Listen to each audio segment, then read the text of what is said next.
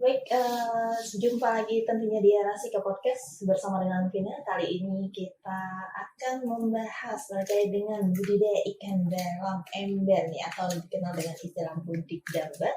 Dan untuk membahas ini Vina tidak sendiri ya. Sudah bersama Vina ini ada Ibu Dora Moksadinova, SSTPI ya, Ya, selaku penyuluh perikanan. Ya, jadi narasumber kita hari ini dari Dinas Perikanan Kabupaten Kapuas Hulu. Nanti bersama Ibu Dora kita akan membahas nih seputar budik damber atau budidaya ikan dalam ember ya Bu. iya. Baik, apa kabarnya nih Bu? Baik. Baik, tentu saja. Semoga tetap semangat ya di tengah situasi pandemi juga seperti saat ini. Tetap semangat. Baik, nah mungkin pertama-tama nih perlu dijelaskan juga sedikit apa sih budik damber ini? Oh ya, jadi gini, budik damber itu budidaya ikan dalam ember. Jadi sementara kan masyarakat taunya budidaya ikan itu di kolam atau di keramba. Jadi dari perikanan ada solusi potensial bagi masyarakat budidaya perikanan dan pertanian di lahan yang sempit. Jadi dengan penggunaan air juga tidak banyak, lebih efisien juga, lebih hemat dan mudah dilakukan di masyarakat di sekitar rumah kita masing-masing. Terus modalnya juga relatif kecil. Nah, jadi budidaya ikan dalam ember ini juga bisa mencukupi kebutuhan gizi masyarakat dari kebutuhan protein ikannya gitu. Jadi kita lebih simpel dalam pemeliharaan ikannya.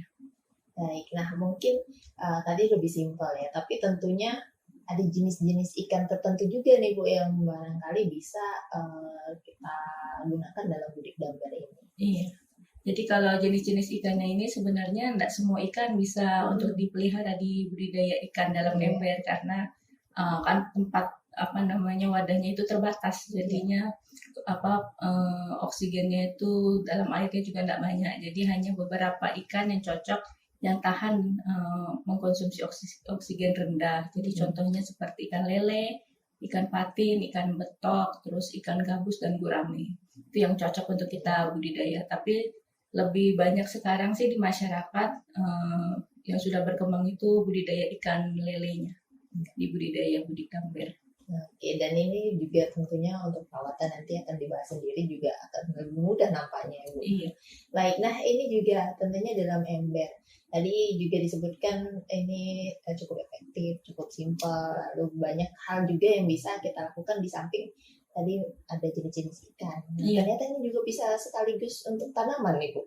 Iya, jadi di budik damber ini bukan hanya kita memelihara ikan aja gitu. Jadi kita memelihara ikan sambil juga kita bercocok tanam gitu, memelihara tanaman. Jadi lewat budik damber itu dalam wadah ember itu di atasnya itu ditutupkan, nanti kita rekayasa untuk bisa memelihara tanaman. Tapi tanamannya juga tidak semua jenis gitu kan. Ada jenisnya tergantung dengan wadah ininya media tanamannya. Kalau media arang itu bisa genjer, kangkung, terus bayam Brazil gitu. Tapi kalau misalnya berupa arang, kain dan tanah itu semua jenis sayuran bisa dibudidayakan gitu. Jadi perpaduan antara kita berbudidaya ikan sambil bercocok tanam. Ya. Jadi nanti panen ikan, panen sayur, udah lengkap, tinggal makan ya Bu. Baik, nah mungkin untuk selanjutnya nih kita ingin tahu, kalau tadi sudah bahas juga banyak ternyata bisa sekaligus ini tadi sekali mendayung 3 pulau terlampaui.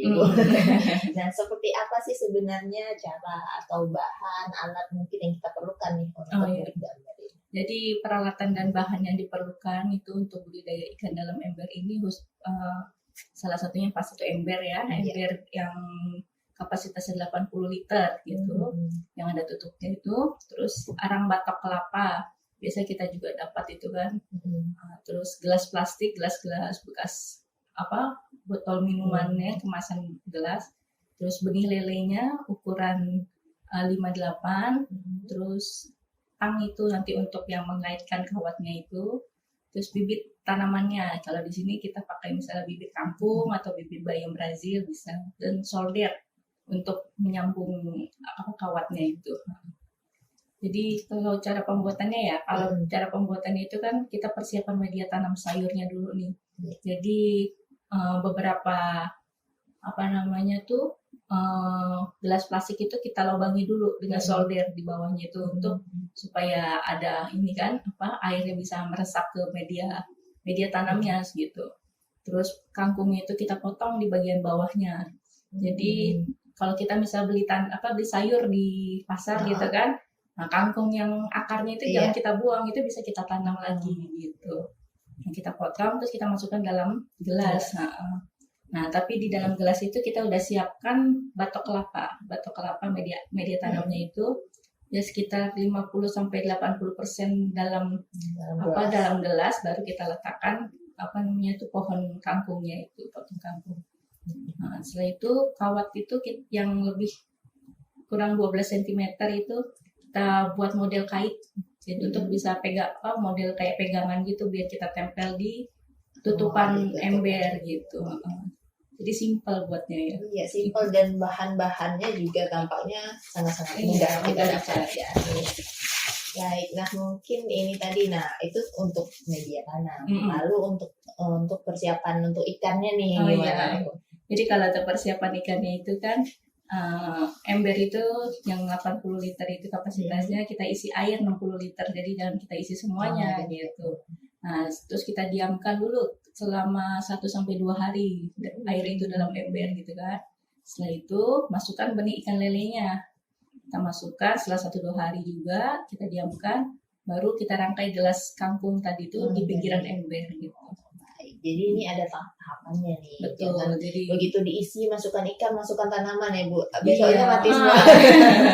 Iya. Jadi harus sesuai tahapan-tahapan tadi. Jadi itu ukuran bibitnya itu 5-12 cm itu sekitar 60-100 ekor. Satu ember. Cukup banyak sekali berarti. Jadi sekali panen lumayan. Selain bisa makan sendiri, kalau keluarga kecil bisa dijual. Tapi kalau keluarga besar atau mau buat sekampung ini bisa juga. Iya betul. Oke, nah itu kita bicara pembuatannya. Nah untuk pemeliharaan sendiri ini seperti apa? Nah kalau pemeliharaan ini nggak sulit ya, jadi mudah juga gitu. Jadi kalau misalnya yang ibu-ibu atau siapapun yang mau mengaplikasikannya di rumah, kita kan sambil melihara ikan dan tanam itu tuh bisa gitu. Jadi kalau kita udah dalam pembuatannya itu udah selesai gitu kan, pemeliharaannya ini cuma kita hanya memelihara ember itu kita letakkan di bawah sinar matahari. Jadi setidaknya bisa terkena sinar matahari gitu kan, biar tanamannya itu bisa tumbuhnya lebih maksimal juga kan. Terus ada oksigen juga yang bisa mensuplai air di dalam embernya itu untuk kebutuhan oksigen ikannya. Terus kangkung itu nanti itu akan tumbuh di hari ketiga setelah kita tanam. Setelah habis itu kalau misalnya di kangkung itu ada kutu-kutu, nah itu kita bisa bersihkan kan, itu hama gitu kan. Jadi kangkungnya biar bisa sehat gitu, biar bisa bertumbuhnya maksimal. Terus kalau untuk ikan itu kita pakan itu sama seperti kita pemeliharaan di kolam terpal atau kolam ikan. Jadi kita kasih makan 2-3 kali dalam sehari gitu kan. Jadi selama 2-3 kali kita juga kasih makan juga harus kita perhatikan. Jadi jangan kita kasih banyak-banyak, nanti takutnya ikannya tuh nggak mau makan semuanya, ada sisanya kan jadi amoniak, jadi racun dalam ember itu. Jadi kita kasihnya dilihat kalau ikannya udah kenyang gitu kan, udah kita stopkan, nanti lagi sore atau malamnya kita kasih lagi. Nah, terus kalau untuk pemeliharaannya sekitar 10-14 hari itu kita namanya sipon, kita penyedotan air. Kita bisa kalau misalnya nafsu ikannya sudah berkurang nih makannya, terus airnya udah berbau-bau busuk gitu kan. Biasa kalau lele itu kan ada aromanya agak kurang enak gitu ya. Terus misalnya ada kasus ikannya tuh menggantung gitu, kepalanya di atas gitu kan, berdiri. Nah, terus itu kita harus ada pergantian air atau sipon. Jadi kita penyedotan kotoran di dasar ember dengan selang gitu. Biasanya sih kurang lebih 10-14 hari lah kita melakukan sipon gitu. Nah, terus kalau penyedotan airnya itu sekitar 50-80%. Jadi jangan 100% air kita nanti kasihan ikannya kan. Nah, jadi kita bisa antara 50-80% kita sedot, airnya kita ganti dengan yang baru. Nah, kalau kangkung itu kan biasanya membesar tuh membutuhkan air yang lebih banyak, sehingga air tuh kita perlu tambahkan sampai seleher ember lah, itu 80% dalam Iya. ember airnya itu, biar kangkungnya juga bisa tumbuh. Nah, ini ternyata tidak begitu sulit untuk pemeliharaan. Betul. Apalagi tentunya di masa pandemi sekarang, stay at home ya. Pas Jadi itu. pas. Selain kemarin sudah heboh tanam-menanam bunga ya, Bu.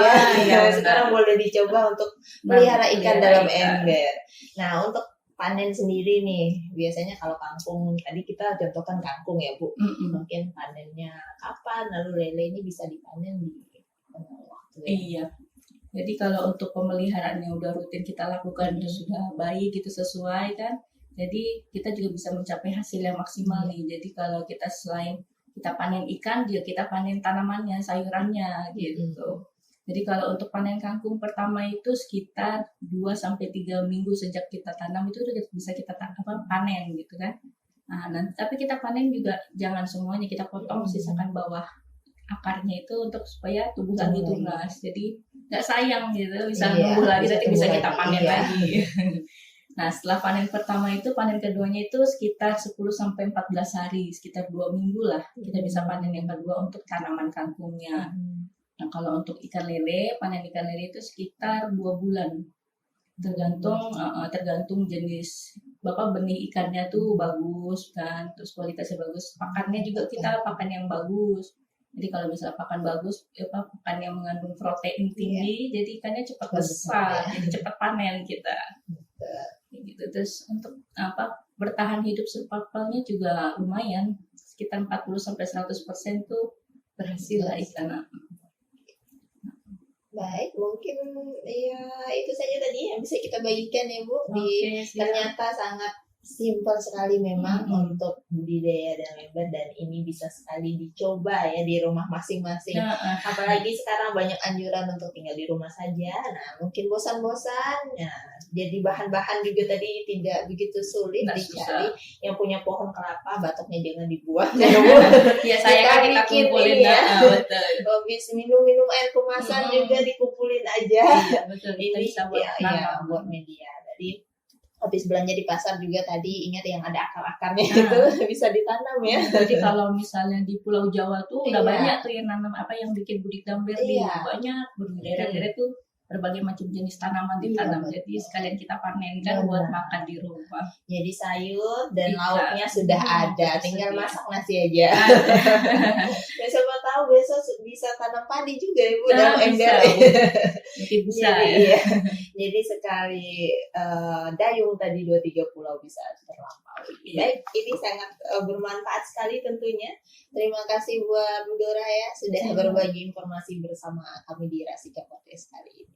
Ya, terima kasih. Baik, pendengar setia semuanya, demikian kebersamaan kita untuk Rasika Podcast kali ini membahas budidaya ikan dalam ember, dan sebagaimana sudah Habina sebutkan tadi dan juga sama Bu Dora, bisa dicoba tentunya di rumah untuk mempraktekkan nih apa yang sudah kita bagikan di hari ini. Semoga bermanfaat semua, dan kami juga mohon maaf jika ada salah kata atau kata yang kurang berkenan. Tentunya terima kasih banyak juga atas kebersamaannya di Rasika Podcast kali ini. Sampai jumpa di